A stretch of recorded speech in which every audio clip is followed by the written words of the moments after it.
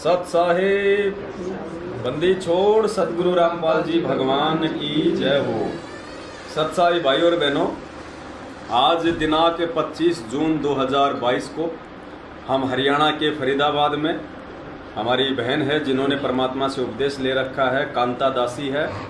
फरीदाबाद के नहर पार बुडेना गांव है, नहर पार बुडेना गांव में यहाँ पे आज सतगुरु रामपाल जी भगवान को हलवाराम का भोग लगा है, भंडारे का भोग लगा है। काफ़ी संख्या में भाई बहन आए हुए हैं, बैठ के हम परमात्मा की चर्चा कर रहे हैं। तो यहाँ उनकी सासू माँ है बहन कांता दासी की, लगभग 85 से 90 के बीच में इनकी उम्र है और ये संकल्प नाम उपदेशी हैं। इनको समझाई गई सारी बातें, परमात्मा जी का सत्संग बताया गया, इनके समझ में आया और इन्होंने कहा कि नाम तो मैं गुरु जी आएंगे तभी लूँगी और मैं भक्ति कैसे करूं, मेरे को वो बता दो बस। तो बहन ने इनको संकल्प के बारे में बताया, फिर इनको संकल्प उपदेश दिलाया परमात्मा के दरबार के आगे।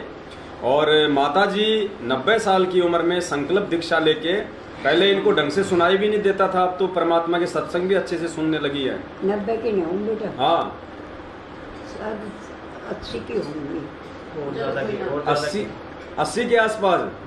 हाँ तो मतलब एग्जैक्ट इनको उम्र का नहीं पता है, लेकिन जो बहन है वो बता रही कि 85 के आसपास की है माता जी। हाँ, क्योंकि उम्र से भी आप देख रहे होंगे इस उम्र में तो लोग बैठ जाते हैं। और आपने देखा होगा अभी भोग की आरती में माता जी ने पूरी की पूरी आरती खड़े होके करी है। बताओ, अभी जो नौजवान हमारे जो भाई बहन हैं, नौजवान वो विरोध कर रहे हैं कि खड़े होके आरती नहीं करनी, खड़े होके आरती नहीं करनी, जैसे उन्हें कैंसर हो रहा हो घुटनों में। और ये 80-85 साल की माता जी ने 1 घंटे की पूरी भोग की आरती खड़े होके करी है। तो कुछ शिक्षा लो भाई साहब, युवा भक्तों, शिक्षा लो माता जी से। तुम कहाँ खड़े हो जिंदगी में? पहले पत्थरों के खड़े होके भोग लगाते थे, अब असली भगवान मिल गया तो तुम्हें खड़े होने में शर्म आ रही है, तुम्हें दिक्कत आ रही है। यही तो काल प्रेरणा होती है। तो बहन जो माता जी हैं वो परमात्मा को भोग लगाती हैं, सतगुरु रामपाल जी भगवान को अपने घर पे उनकी तीनों समय की आरती सुनती हैं और अपना गुरु जी का सत्संग सुनती हैं। और देखो परमात्मा कहते हैं ना कि अगर बाल्टी और रस्सी अगर कुएं में गिर रही हो और भागते भागते अगर उसकी पूंछ भी पकड़ ली तो भी कुछ नहीं बिगड़ा, वापस खींच लेंगे कुएं से। तो परमात्मा ने उम्र के अंतिम पड़ाव में अपनी बेटी का दामन थाम लिया, रस्सी की पूंछ पकड़ ली। अब धीरे धीरे परमात्मा जितनी भक्ति हो पाएगी उतनी तो इस उम्र में करवाएगा। और मालिक तो समर्थ है, अगर इसी उम्र में पार करना होगा तो भगवान उम्र बढ़ा दे, परमात्मा सद्बुद्धि दे दे, नहीं तो मालिक के हाथ में है अभी आत्मा। क्योंकि जिसको सतगुरु रामपाल जी भगवान ने एक बार पकड़ लिया फिर वो आत्मा उनकी हो जाती है। अब अगली बार मालिक चाहेगा तो बहन को तुरंत मानव जन्म देके किसी अच्छे घर में, और जन्म लेते सत्साई बोलना शुरू कर देगी और परमात्मा दे के अपना सतभक्ति मंत्र पार कर देगा। तो ऐसे दयालु परमात्मा है ये सतगुरु रामपाल जी भगवान। लेकिन ये दयालु परमात्मा दयालुता उसी आत्मा के साथ में दिखाता है जो उन्हें परमात्मा के रूप में स्वीकार करती है, और जो उन्हें खाली अपना गुरु मान लेती है, एक आम व्यक्ति मान लेती है, खाली एक संत मान लेती है।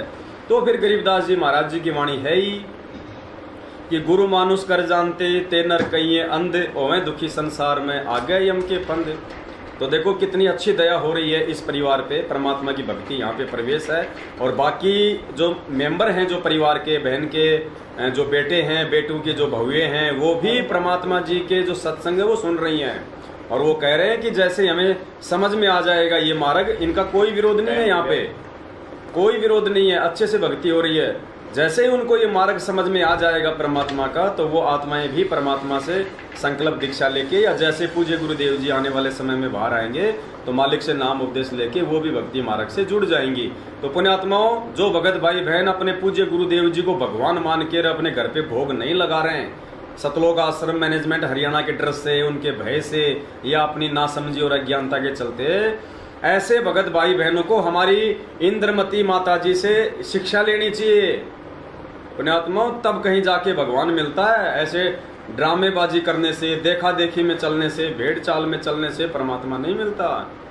हमने गुरु और भगवान दोनों को एक करना पड़ेगा। जब तक हम इनको दो समझ के चलेंगे तब तक हम तो दोजक की भक्ति कर रहे हैं, हम सतलोक की भक्ति नहीं कर रहे।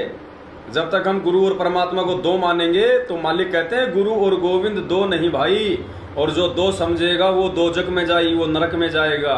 तो देखो बहन तो दाढ़ी मूछ वाली फोटो को जानती भी नहीं, देखा भी नहीं बहन ने। तो इन्होंने तो सिर्फ अपने सतगुरु रामपाल जी भगवान को देखा है, उन्हीं को भोग लगाती है, उन्हीं की आरती करती है, उन्हीं की भक्ति करती है, वो ही इनको पार करेंगे। इसलिए पुण्यात्माओं, आप जियों से हाथ जोड़ के विनती है, ये देखा देखी का मार्ग नहीं है। सतगुरु रामपाल जी भगवान थोड़े समय के लिए धरती पे हैं, फायदा उठा लो, बाद में रोओगे, पछताओगे। ना उनका भाई तुम्हारे को सहारा देगा, ना उनके बेटा बेटी तुम्हारे काम आने वाले, ना ये 2 कोटी के नामदान संचालक ये कोऑर्डिनेटर तुम्हारे काम आने वाले। काम आने वाला जो है उससे तो तुम दूरी बनाए बैठे हो। हैं मालिक कहते हैं ना कि चेतन सेती ओलना और जड़ सेती वो प्यार प्रेम, कि जो जड़ है, जो पत्थर है, जो मूर्त है, जो फोटो है, उससे तो तुम प्रेम लगा रहे हो, उससे तो तुम प्रीति दिखा रहे हो।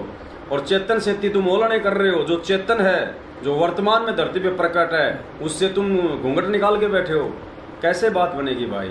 तो माता जी से शिक्षा लो और अपने अपने घरों पे इस मैनेजमेंट का भय छोड़ के ज्ञान आधार से रोज नहीं तो कम से कम सप्ताह में थोड़ा सा हलवाराम बना के देसी घी में सतगुरु रामपाल जी भगवान को भोग की आरती के साथ में भोग लगाओ, उनको प्रसन्न करो।